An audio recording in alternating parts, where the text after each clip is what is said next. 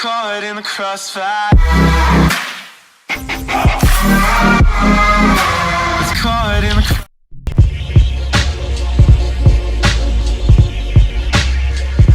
Well, looks like it's that time again. You're tuning in to the latest Mann Cinema Reviews episode, and boy, do we have a treat for you today. We have the musical film adaptation double feature episode. Today, we're going to be covering the latest from auteur director himself, Steven Spielberg, in his latest musical film adaptation of the classic West Side Story. And we're also going to get into Lin-Manuel Miranda's directorial debut in Tick, Tick, Boom. Thank you very much for choosing Mann Cinema Reviews. If you are new to the channel, welcome. Thank you for choosing Mann Cinema Reviews. You could be anywhere else in the world, but you're here right now, and I'm glad you are. So go ahead, press like, leave a comment, press subscribe, hit the notification bell, notifying you of a new review posted to the channel. I love saying that. Let's get into it.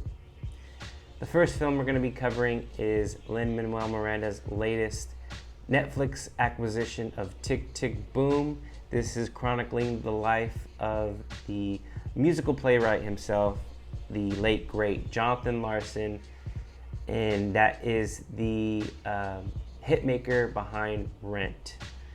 We sadly lost Larson at the tender age of 35, right before he can see Rent go on Broadway for the very first time. And so we have Andrew Garfield stepping in as Jonathan Larson in his most kinetic performance that I've seen Andrew Garfield in, and we've seen great work, especially in one of his earlier films, The Social Network. He really is sinking his teeth into the life and times of Jonathan Larson. This is again a struggling musical playwright moving to New York. He has the support of family and friends, a lot of which is during the 80s, during the AIDS epidemic running rampant. And you can definitely see how his influences were pulled from what was going on, especially in New York at the time. And so he goes on to create Rent. Before he creates Rent, he creates a autobiographical rock music in Tick, Tick, Boom. This is a musical that gets him inside his head, the process in which he is writing constantly. He's living paycheck to paycheck, bussing tables at a famous diner in New York. It's got an amazing young cast. Alexandra Shipp is really great in this. I think that they have very moving scenes, very touching scenes as his girlfriend in the film. We also have Robin De Jesus as one of his best friends, as well as Vanessa Hudgens, one of his star pupils in his musical workshop. And we also have Bradley Whitford playing Sondheim. We also have that connection of Sondheim being the extraordinary playwright himself, wrote the music and lyrics for 1957's West Side Story. So it's great to see him in this film, as we lost Sondheim just this year. So it's great to see both Tick, Tick, Boom and West Side Story being released around the same time. Like I said, this has been out for quite some time. Very buzz heavy, especially with Andrew Garfield's performance. But as much as I like the performances in here, it's very limited cinematically in scope. I feel like Lin-Manuel Miranda has great work under his belt with his smash hit Hamilton.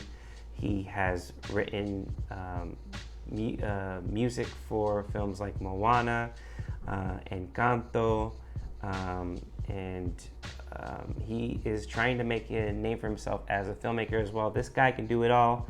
He is in front of the camera, behind the camera, and in this one, he's definitely working up his directorial chops.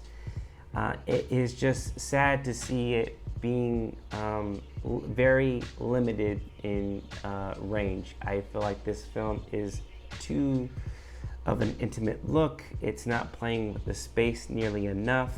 We have a grandiose scene in the diner in which Jonathan Larson works, where it's definitely very dynamic, and it was one of the few dynamic scenes where we see Broadway production going from inside the diner and working its way outside in the streets, but also looking like it's shot like a Broadway musical. I just wish that he would have kept that energy throughout. I feel like it is very uninteresting direction, unfortunately, and I just think that Lin-Manuel Miranda will develop as a filmmaker. I see it definitely within this film. It's just very limited, and it hurts the film greatly. I definitely wanted to see this being such a prolific young musical playwright, just deep in his prime, taken too early, but I feel like Lin-Manuel Miranda is not playing with the space nearly enough as he could. And so with that, I find it very middling direction. The performances are great, but it doesn't keep you. This film deserves a little more. I feel like Vanessa Hudgens is very underused. She has a couple key scenes, especially with Andrew Garfield singing alongside with him in a scene that is kind of juxtaposed with Andrew Garfield and Alexandra Shipp having a fight. There's a musical number that is a part of what he's working on for his musical workshop, but there were needed more scenes like that. I felt like also with the AIDS epidemic on the rise during the 80s, this wasn't nearly as highlighted. I know that a lot of his friends belong to the LGBTQ community. We saw a couple, smaller characters, pass away due to the AIDS crisis. And I just feel like that wasn't highlighted nearly enough as well.